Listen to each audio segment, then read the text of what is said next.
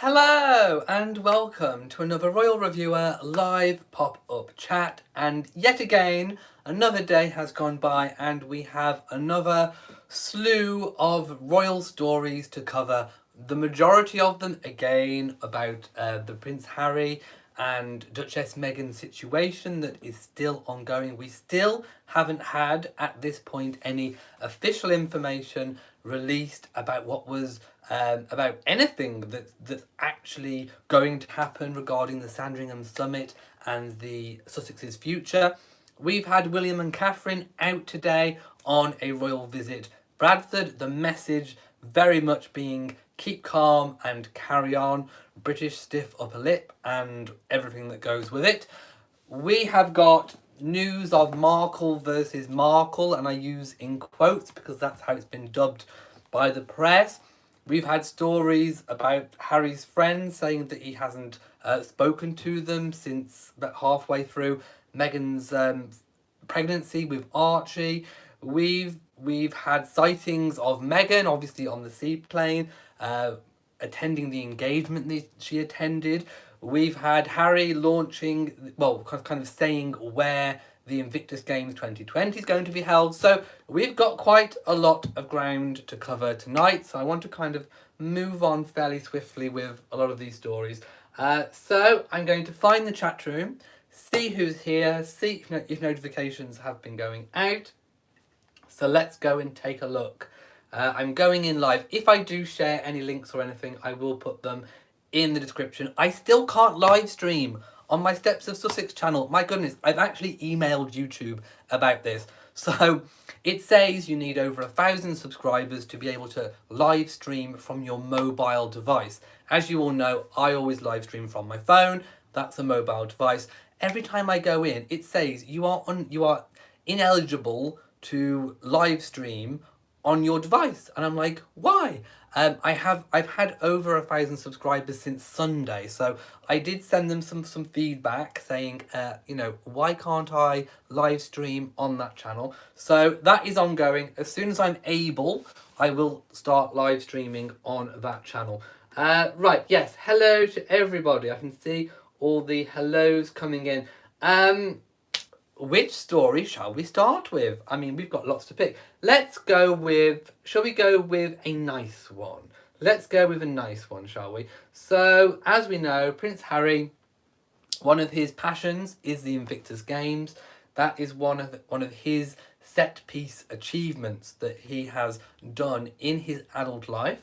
And contrary to any reports or speculation, he obviously, by launching this today, he is not stepping back from the INVICTUS Games. I think that is fairly clear. So there is a video, and I think I can share the link to this. Let me just share, copy link. There we go. So I'm going to post the link to the video. There we go. So you can watch the video of Prince Harry launching the INVICTUS Games. I will put that in the description box for those watching on catch up. And basically, to spoil it for you all, the INVICTUS Games will be held in 2020 in Dusseldorf, Germany. So there we have it. And again, I don't know how long ago Prince Harry's message was recorded, but he has launched, as part of the INVICTUS Games Foundation, the Dusseldorf Germany 2020 INVICTUS Games. So there we have it. We have some good news amongst all of the debate and scandal and everything that's going on, all the chit chat. At least we have something concrete. The INVICTUS Games is going to be held in Dusseldorf in 2020. The other thing I wanted to talk about was, of course, Meghan's visit to, and I hope I have got this correct. So I'm going to just go to there. Yes, it's the Downtown East Side Women's Centre. So this is a charity. It's in an area that needs a lot of support. So I'm going to read. It's a safe space providing support, necessities and meals to over 500 women and children every day. So Meghan visited that centre and obviously got to know some of the women and staff involved in that area, in that charity. This could obviously be an indication of perhaps where Meghan wants to go regarding the charity work while she's in Canada, while she is in and around Vancouver. So there we have it. And also, that is where she was headed when she was spotted getting off the seaplane. So we know, obviously, that we had sightings of Meghan for the first time. She was wearing a big hood with some faux fur on it. She was smiling from under the hood. It looked like it was snowing outside, and I think she was getting off a seaplane. So obviously, those who are aware of the geography know that often seaplanes are the only way to get around from these little places. So again, lots of criticism coming in about eco credentials and flying planes, but I think I probably should point out that it is typical to use that method of transportation in that area to get around.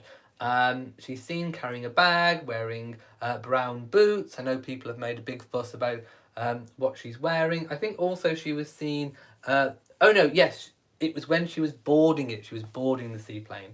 So there we have it. That's where she was. She was going to that engagement that was revealed after. Now I'm going to stop right here and just kind of go to some comments.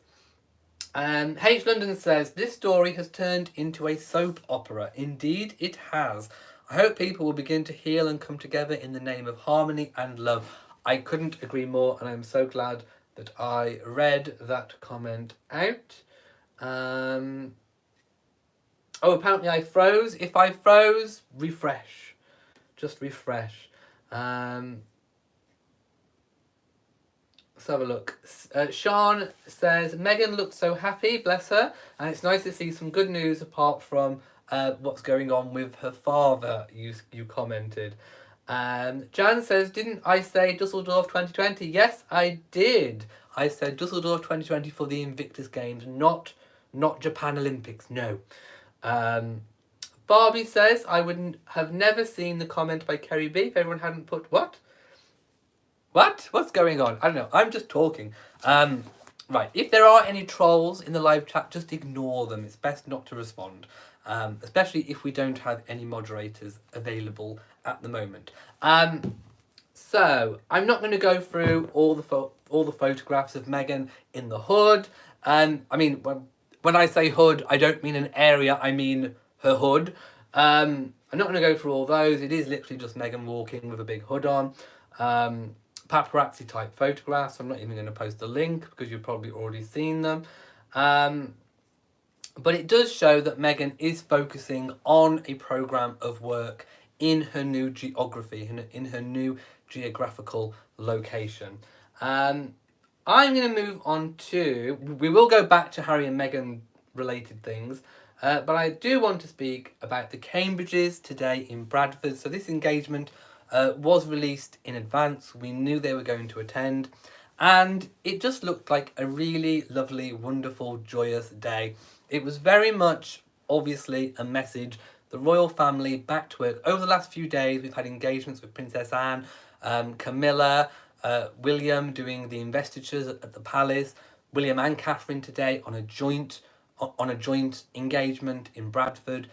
The message is very, very clear from the palace. It is business as usual. Keep calm, carry on, and do what the royal family do best. And did you see the crowds? There were huge crowds in support, I think, of William and Catherine, but I also think there was a wider message of support for the royal family, for the institution of monarchy. People were out in their droves, basically saying, monarchy, we want you. We appreciate what you do. We appreciate the sense of duty, and we are supportive. And I think that's what the wider message from the members of the public who attended were kind of putting out there. The Duke and Duchess visited a whole series of events which took pretty much most of the day. I hope you caught my video about that. it's been reported that lots of people were kind of, you know, maybe asking questions whilst William and Catherine were doing their walkabout, but William and Catherine didn't say anything that they shouldn't say. They were the consummate professionals.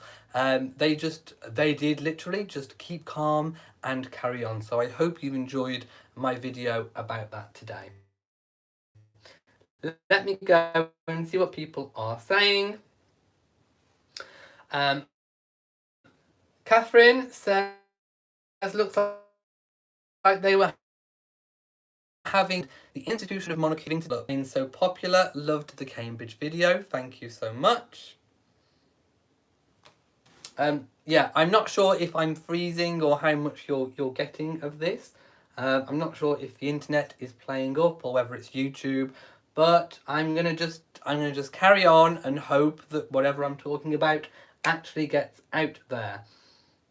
Oh no, apparently I'm breaking up and there's lag time. Oh no. Oh dear. I don't think there's nothing I can do from my end, I'm afraid. No. Right, I'm gonna have to just carry on. So no, there's nothing that I can do. I will just carry on as best as I possibly can. If it gets too bad, I will abort mission and reconvene tomorrow. So we have obviously we have the ongoing legal issues between certain news publications and Harry and Meghan. Of course, Meghan's father, Thomas Markle, has been kind of drawn into this because of the letter. So I'm not going to go into all details about what was said in the letter. Everyone's kind of done that to death. But there has been speculation that Thomas Markle could be called up to actually face Meghan in a court of law over all of this. So this is where the Markle versus Markle headline is coming from. And yes, this could be a potential reality. This could actually come to call. I know from reports that the news publications think that they have a very strong case. They are willing to use Thomas Markle as part of their defence. As part of things published, certain text messages have come to light that obviously Thomas has produced between the time, obviously, of the wedding and the letter. So again, this is going to be quite a detailed court case. If this does go ahead in the capacity that we think it's going to, there could be, a lot of information released into the public domain that probably Thomas Markle and the Duchess would probably prefer to keep private. So will there be some kind of resolution before it goes to court? This remains to be seen. Again, this is an ongoing story. Live Love Laugh says, I wish you didn't have to talk about Thomas Senior. Well, unfortunately, there's lots of gossip going around in the news about it. Also, this isn't going to please you if you didn't like talk about Thomas Markle. You're also not going to like the talk about Samantha Markle. So yes, she's opened her mouth again and been talking about that her father, if need be, will testify in a court of law. So there's all that story going on too. I'm not going to read the entire articles that I've read about this, but it is worth mentioning that this story that has been kind of fairly dormant for a while since Prince Harry announced it is actually gaining some pace. It's gaining some traction now. Whether or not we will actually have the court case in 2020, I don't know. It could be put off until maybe 2021, or as some people are suggesting, maybe there will be some kind of resolution prior to that. I really don't know. I don't think anyone does either. Sharona, yes, I will. In fact, do I have it here? I think I do. I think it was the red one you gave me, wasn't it? I have it there. I have it to hand. Why do I wear a tiara? Why not? Why not? I need an answer. Why not, my loves? Anything new with Prince Andrew? We have seen him driving or, in and out of Buckingham Palace over the last few days. He does have offices there. Now, again, we don't know entirely whether his office was completely disbanded. I'm sure there will have been some staffing changes, but he does have apartments in Buckingham Palace. So, yeah, he's been seen, but we don't have any updated information on, again, anything that may be going on in the States regarding any questioning or any formal action being taken against Prince Andrew. So again, that is another story which is ongoing. I'm just seeing if there's anything else that I've... Oh yes, some of Prince Harry's friends have said that Prince Harry has, cut them off since meeting Meghan, since the wedding, since the pregnancy. And I have to say, in one of the articles that I read, one of the quotes used a bit of a weird word for the UK. They actually use cell phone. Now, in the UK, we don't call them cell phones, we call them mobile phones. So, yeah, I think that's actually a quote from someone that's not British. So again, I'm not too sure exactly where all that's come from, but in the UK, we do not use cell phone, we use the word mobile phone. That is what we call them.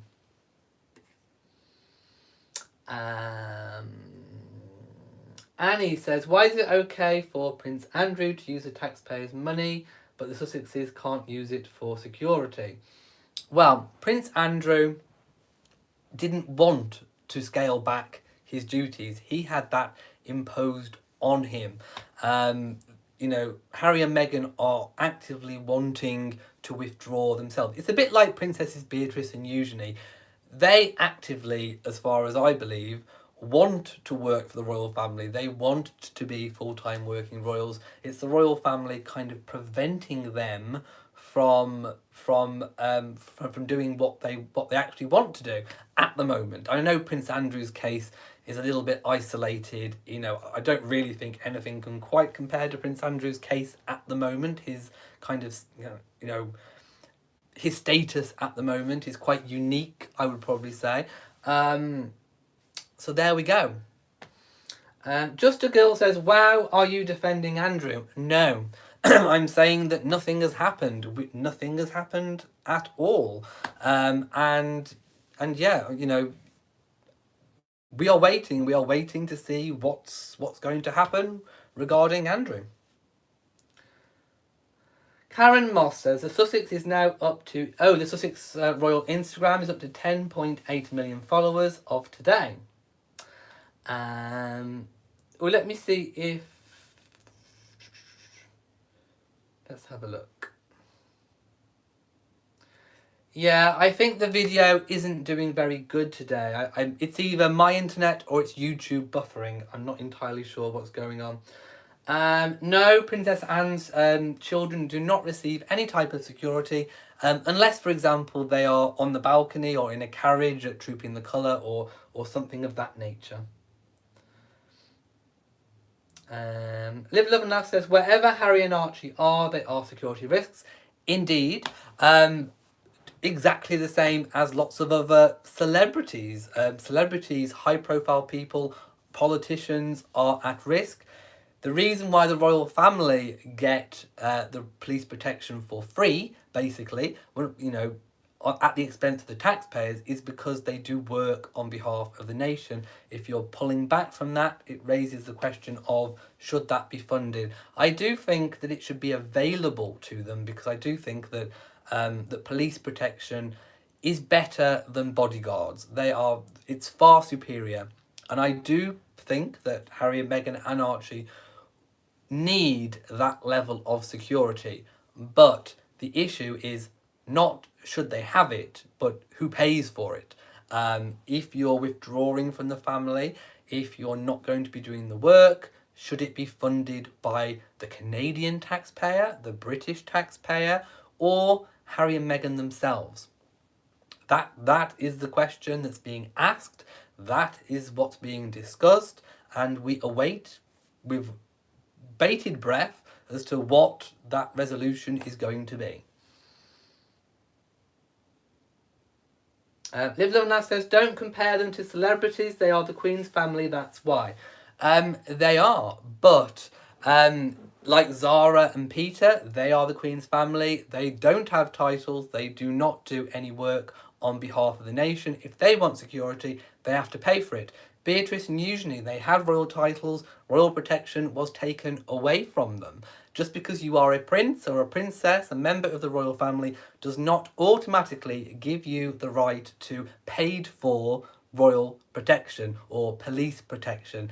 The exchange is that you do the work. That's how it's been.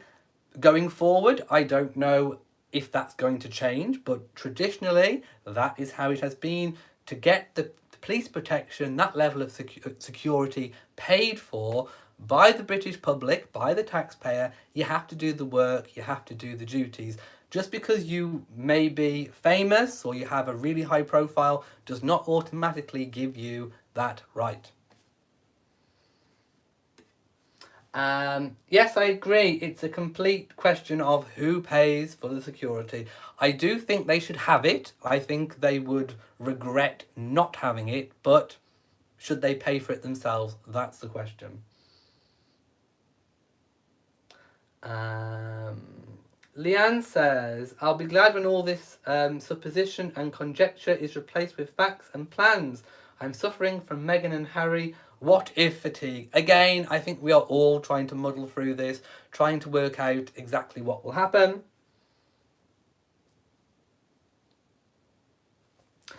Miriam says, in the US, the children of the president receive Secret Service protection. Shouldn't Meghan and Harry receive protection as the children of a future king? Again, it works. It doesn't work like that in the UK. If you go back to, a previous monarch who's had lots of children, all of the family, just because they're children, doesn't automatically get the protection unless, of course, they are, full-time or even, they just have to be working royals, basically.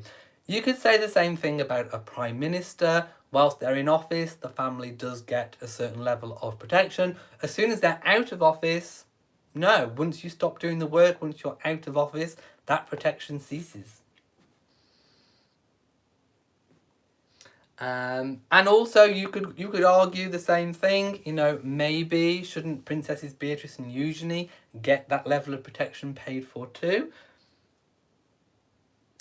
Unique Case says they have their money, but if they are going to do work in Canada and the Commonwealth at large, they can pay half by them and half by the taxpayer.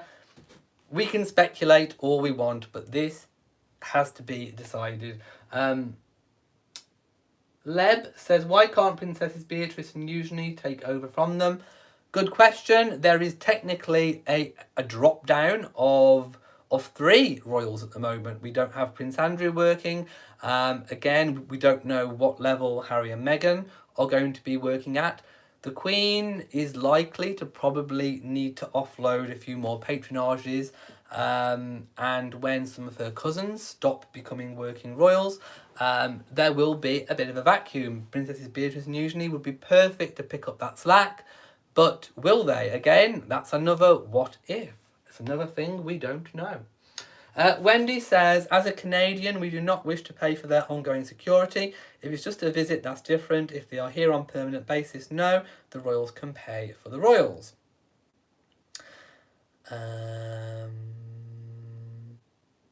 Right. I'm not sure whether this is buffering or not.